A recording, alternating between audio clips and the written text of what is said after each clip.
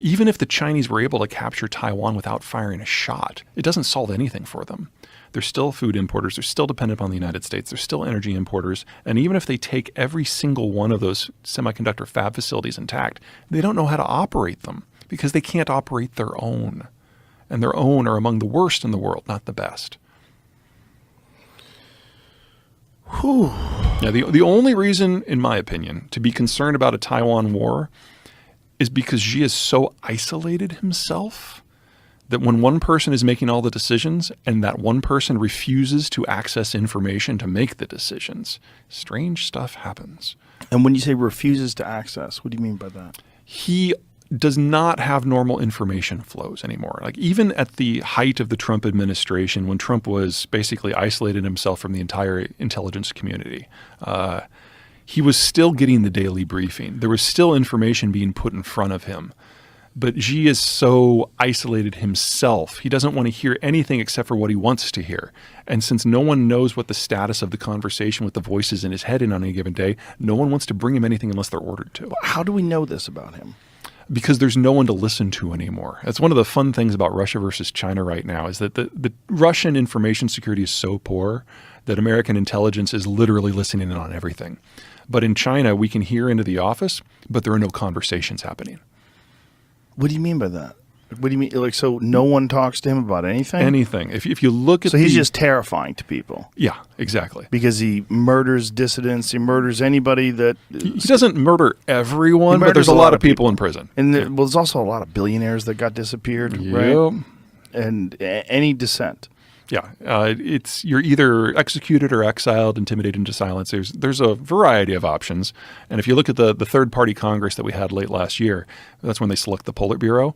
Everyone on the Politburo now is a personal flunky. There is no one from a different faction. There is no one that has a history of being incompetent.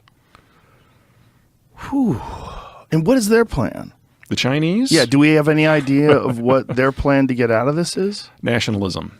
If you know that the economic situation is going to go to pot, then you have a couple of options. Option one is you try to cut a deal with a country that can help you out, but the only country that could do that is the United States. And the sort of strategic surrender that the Americans would require is not something that the Chinese would accept. So think about Germany in 1946. That's the scale of support and control that the Americans would insist upon for giving the Chinese a lease on life. But if you go with nationalism, give people a non-economic reason to support the state. So even if you lose your job, even if you can't feed your family, I'm Chinese, I'm Han, that's enough. That has been the strategy for the last couple of years. Will it be enough to preserve the CCP? Too soon to know.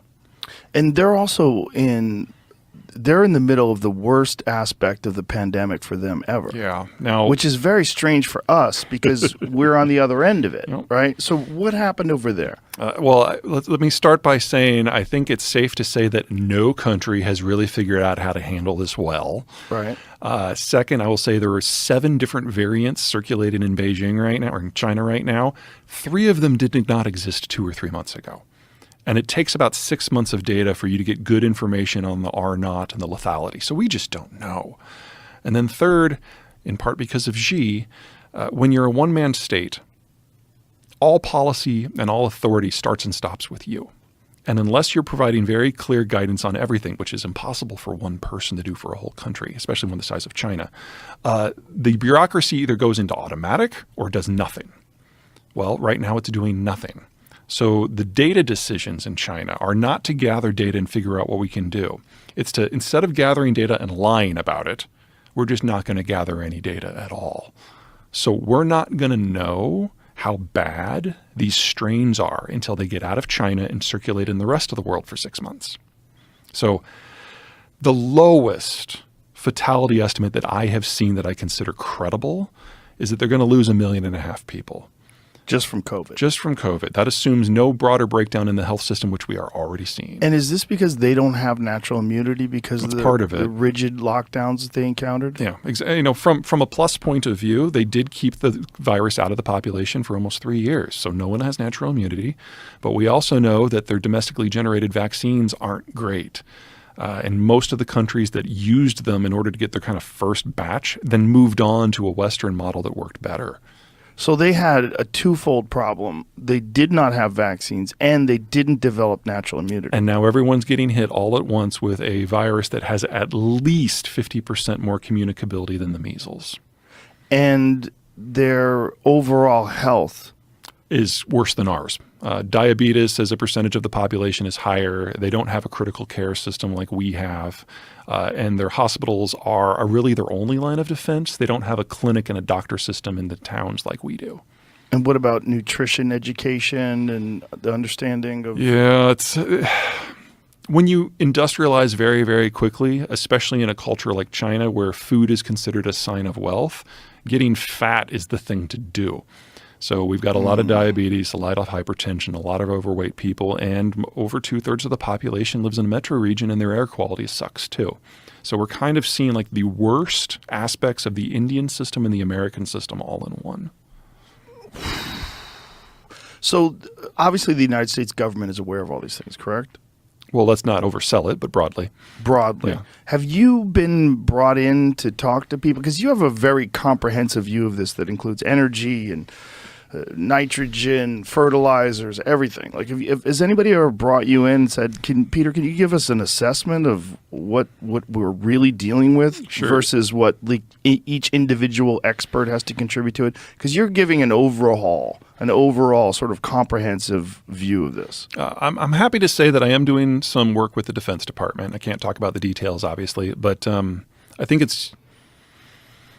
it's good to give credit where it's due. One of the many, many things about the war on terror that reshaped the U.S. government is that we focus all of our intelligence apparatus on supporting the troops, which is reasonable. So instead of thinking, it's 2045 and you're thinking over the horizon, who's our foe going to be and what kind of tank are they going to use so that we can start preparing, which is what we used to do. It instead became there's someone on the other side of this door and the third floor of this building at the edge of town in Fallujah. What side of the door the hinges are, because we need to know if we need to blow it off the hinges or kick it in. So we focused all on that second thing for 20 years, which meant not only did we lose all the analysts who knew how to think forward, we lost all the people who trained them. 20 years is a long time. So even if everyone in DoD or the intelligence community disagrees with everything I have to say, and I have some friends, I have some colleagues, I have some non-friends who listen. The fact that they're trying to rebuild that capacity is a really good sign. And the fact that they started rebuilding that capacity so soon after the war on terror ended means that they recognize the hole in the system.